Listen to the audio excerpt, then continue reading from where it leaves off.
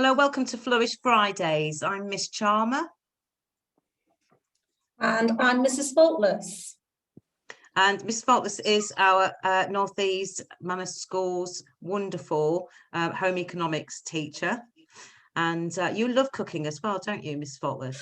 I do love cooking and I love teaching. So I have one of the best jobs in the world. Oh, that's fantastic. And how long have you been at Northease?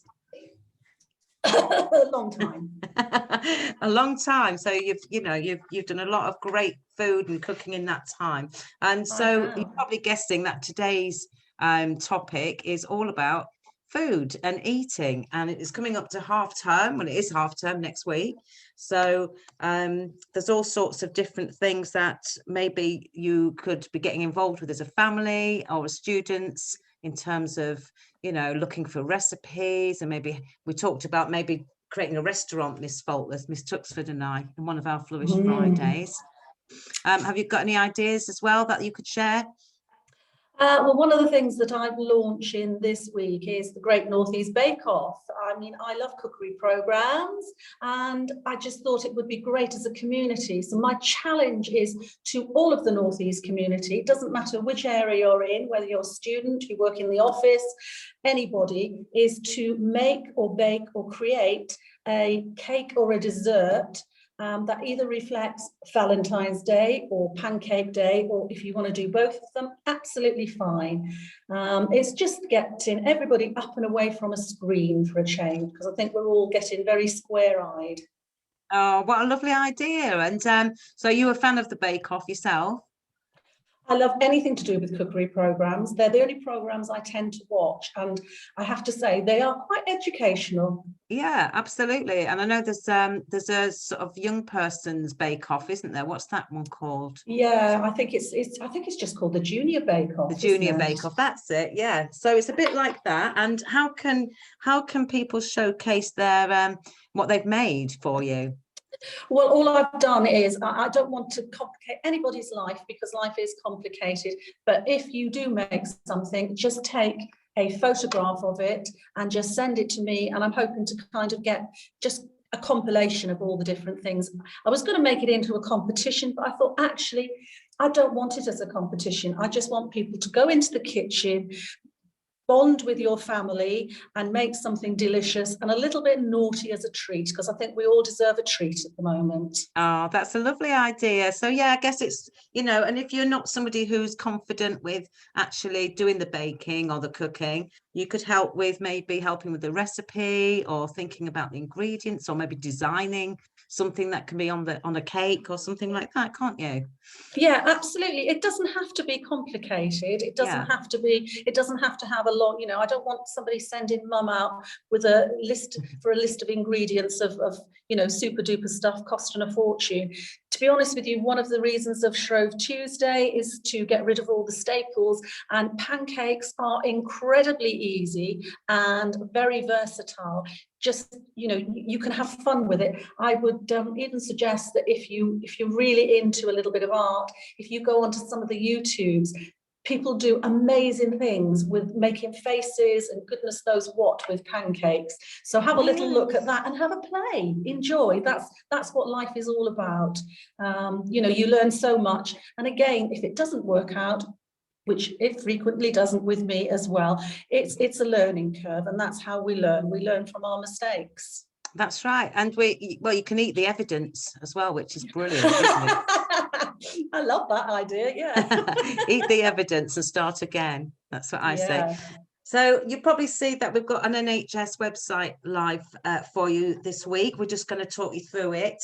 The NHS have got loads of brilliant Eat Well guides, and Miss Faultless pointed me in the right direction, and we've came across this one, which is specifically for teens eating well. So we just thought we'd show you this because you can have a little scroll around yourselves and have a sort of poke through. There's some recipes and tips for there if you're stuck for ideas. There's some information about food and diet and digestive health, and we just thought we'd have a little bit of a scroll down and go through it with you just very briefly. So this section here, Miss Faultless, what can you tell us about the important nutrients that people need to be aware of? Well, I think anybody that's been in my room, and even if you haven't been into my room, there is on the wall, there's something called the Eat Well Guide, and it's a plate, and it's all color coded, and the whole thing about it is to help you balance your diet in a healthy way. So, you know, you've got your vegetable section, you've got your carbohydrate section, you've got your fruit and veg, and the idea is that, you know, you eat some of those food groups each day. Now, you don't have to eat it each meal. One of the misconceptions of the Eat Well Guide is that you have to have something from each section of the Eat Well plate every single meal, but it isn't. It can be over a day, it can be even over a week. Some things you have to have every day. So for example, I can just see get your 5 a day. They are vitamins and minerals, and they're known as a macronutrient, but basically what happens is that there are some foods that will stay in our body. So for example, if I had a jacket potato today, my carbohydrate would still hold me tomorrow. It would keep me full until tomorrow. With vitamins and minerals, they don't last in your body, which is why you have to have your 5 a day. You have to keep topping it up. And again, with your vitamins and minerals, you all know that you get them from your fruit and your vegetables, and it should be different colors because different color fruits and vegetables hold different vitamins and minerals. And that I liken them very often to being rather like a tray, because they are the bits that will help you carry that food around the body. So yeah, vitamins and minerals are really important. They help you to digest and to use all the other foods that you are eating. So without them, your body finds it really difficult to absorb any other foods and nutrients. Oh, that's really interesting, isn't it? I think while you were talking, I think I found a picture of the Eat Well plate. Is this something like you were talking about? This is that is exactly right. It's now called the Eat Well Guide. If you want to look at it, the NHS website is good.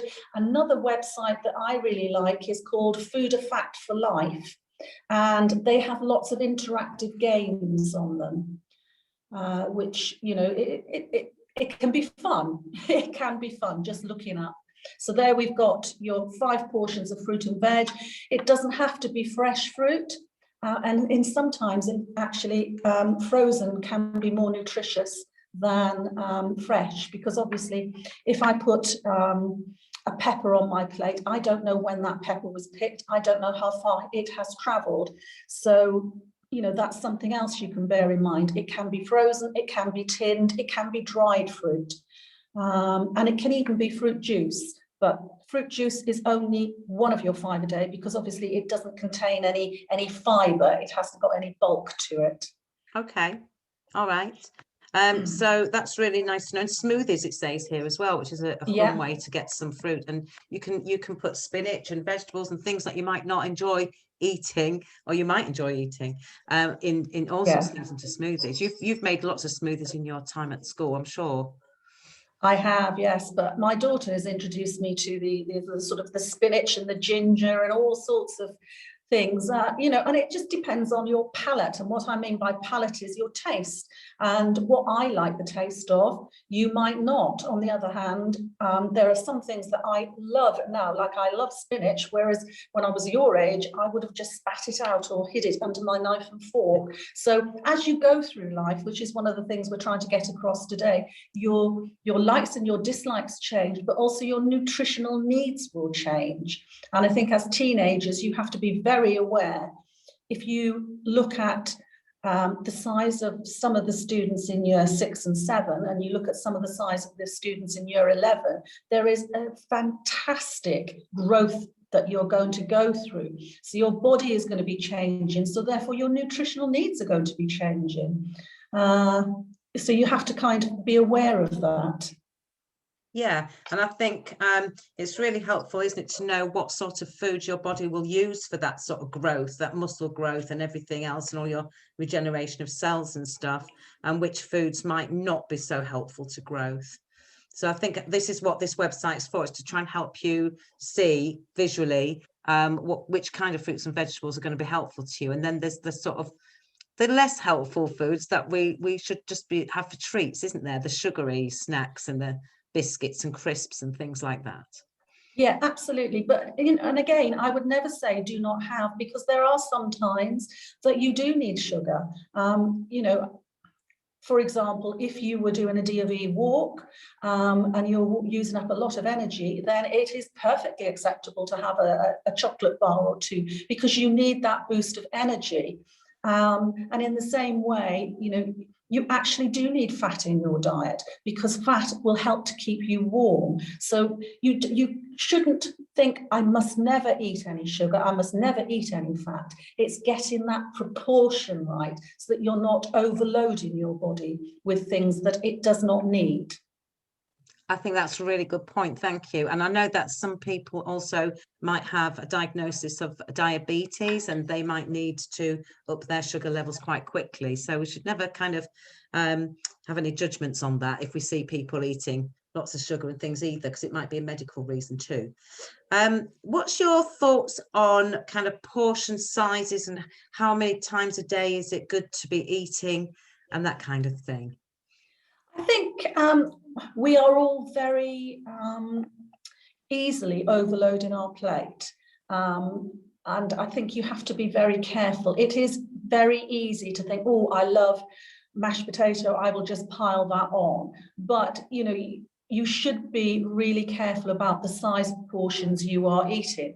But it is very, very personal. For someone like me, who at the moment is sat in front of a computer screen for a large part of the day, then my calorie intake, my food intake, is a lot less than when I'm running around the HE room after everybody. And exactly the same way that, some of you will be doing a lot of sport, and you'll be using up that energy. And it's a bit, you have to think of it yourself as almost like a vehicle, a car. You're using up fuel, therefore you have to replace that fuel. Yes, that's right. And I think, it also fuels the brain and everything, doesn't it? It does. It's proven, again, and one of the things that you should be having is water or some sort of liquid throughout the day. And it's proven that it does help you to stay more alert. It helps you therefore to learn, and it will affect your physical look as well, because if you get dehydrated, your skin can become quite dry as well. So everybody knows about the Eat Well plate, and you know what you should and shouldn't eat. It's getting the proportions right. Yes. And also it's about not feeling guilty if you have a day or two where you don't quite, make it with your 5 a day and everything, and your 6 to 8 glasses of water, but to just do your best you can, and to try to be mindful of what it is you are eating, and also making sure you don't skip meals, because I think skipping meals can also be quite detrimental to your health, can't it? Well, I think what happens is someone skips a meal, what they do is they start to snack. And we know that most of our snacks are not going to be healthy. So it's much better to eat a proper meal than to keep grazing and just having bits, because those bits will end up being not as healthy and probably not as filling, and therefore not as nutritional as sitting down and having a proper meal. The way that you eat is entirely kind of up to you as well, because some people's lifestyle is going to be slightly different. If you're off in school all day, then obviously your meal times are dictated by school, but sometimes people will go home and they might be going off to a club in normal times, they might be playing football, therefore it can be quite difficult, and nobody should dictate when you are eating, because that's very, very individual to you and your family. And I would love to say every family should sit down at 6 o'clock in the evening, and we should all have that social time. But family life is hectic, and I totally appreciate that. For most families, if they can sit down one day a week together as a family, that is a miracle. But life is busy, and I'm so glad it is, because it would be very boring to think that you were doing exactly the same thing every day and eating exactly the same thing. I think that's really good advice, and a really good tip for parents as well, and carers out there to not feel too pressured to feel they have to provide a big family experience every single day, because lives are very busy and hectic, even if they are very much around the family home and online at the moment. We've got a lot of different things, haven't we, families to think about and do. So I think that's really good advice. Thank you, Miss Faultless. So don't forget the Great Northeast Bake Off. Is there a deadline for that? Have you got an idea when you'd like them to have accomplished something if they're going to take part? Well, I think the first week, we've got half term next week, which is a fantastic time to be able to do something like that, because I do appreciate that at the moment timetables are pretty tight.